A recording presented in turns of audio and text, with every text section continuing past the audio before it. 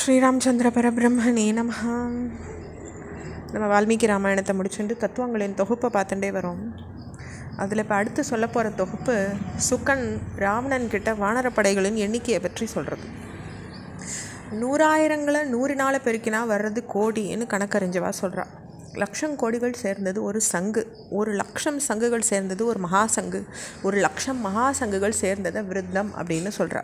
1,00,000 விருத்தங்கள் சேர்ந்தால் அது மகாவிருத்தம். 1,00,000 மகாவிருத்தத்தை பத்மம்னு அழைக்கப்படுறது. 1,00,000 பத்மத்தை மகாபத்மம்னு அறியப்படுறது. 1,00,000 மகாபத்மம் கர்வம்னு சொல்லப்படுறது. 1,00,000 கர்வங்களுக்கு மகா கர்வம் அப்படின்னு பெயர்.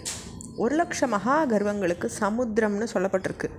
1,00,000 சமுத்திரம் சேர்ந்தால் அது ஓகம், 1,00,000 ஓகங்கள் சேர்ந்தால் அது மகாகம்.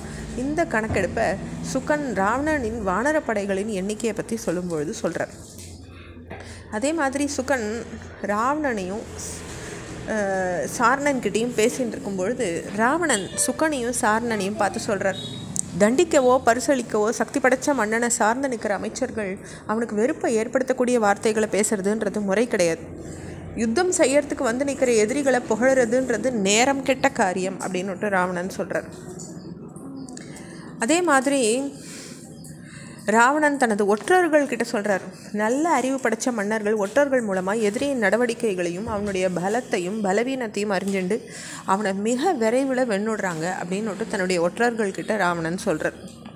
அதே மாதிரி சீதை ராமரை நினச்சிண்டு சொல்கிறதா வருது. மனைவிக்கு முன்ன கணவன் உயிரிழக்கிறதுன்றது பெரும் துயர சம்பவம்னு சொல்லப்பட்டிருக்குன்னு சீதை ராமரை நினச்சிண்டே சொல்லிக்கிறாங்க. மால்யவான் ராவணன் கிட்ட சொல்கிறார், அதாவது மால்யவானன்றவர் ராவணனுடைய பாட்டனர். விவேகத்தின் பாதையில் போகிற மன்னன் நீண்ட காலத்துக்கு தன்னுடைய ஆட்சியை காப்பாற்றிண்டு எதிரிகளையும் அடிபணிய வைக்கிறான். எதிரிகளோட சமாதானம் செய்து கொள்ள வேண்டிய நேரமும் இருக்குது, அவளோடு போரிட வேண்டிய நேரமும் இருக்குது. இந்த நேரங்களை அறிஞ்சு செயல்படுற அரசன் பெரும் சக்தி வாய்ந்தவனாக திகழறான். தன்னுடைய பலத்தின் இழப்பை அனுபவிக்கிற அரசனும் தனக்கு நிகரான பலம் கொண்ட எதிரியை சந்திக்க நேரிடுற அரசனும் எதிரியோட சமாதானத்தை தான் நாடணும்னு சாஸ்திரம் சொல்லியிருக்கு. எதிரியின் பலத்தை குறைவாக மதிப்பிட்டு யுத்தத்தில் இறங்கக்கூடாது அப்படின்னும் மால்யவான் ராவணன் கிட்ட சொல்கிறார். அடுத்த வார்த்தையும் மால்யவானுடையது தான். பிரம்மதேவனின் அனைத்து படைப்புகளுக்கும் 2 வகையில் அடங்குறது. தர்மத்தின் பாதையில் போகிறது தேவ வகை, அதர்மத்தின் பாதையில் போகிறது அசுர வகை. நற்குணம்ன்றது தேவ வகையை சார்ந்தவாளுக்கு அஸ்திவாரமாக இருக்குது. அசுரர்கள் ராட்சசரிவா தீய வழியே அடிப்படையாக அமைஞ்சிருக்கு. கிருத்த யுகத்தில் நன்மை தீமையாக காணாமல் போயிடுறது, கலியுகத்தில் தீமை நன்மையை விழுங்கிடுறதுன்னு மால்யவான் ராவணன் கிட்ட சொல்கிறார்.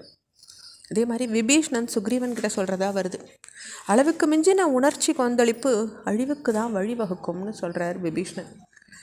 அதே மாதிரி ராவணன் பிரஹஸ்தன் கிட்ட சொல்கிறார், எந்தவித ஆபத்தும் இல்லாமல் இயற்கையாக வர்ற மரணத்தை விட யுத்த களத்தில் ஏற்படுற மரணமே மேலானது அப்படின்னு ராவணன் சொல்கிறார்.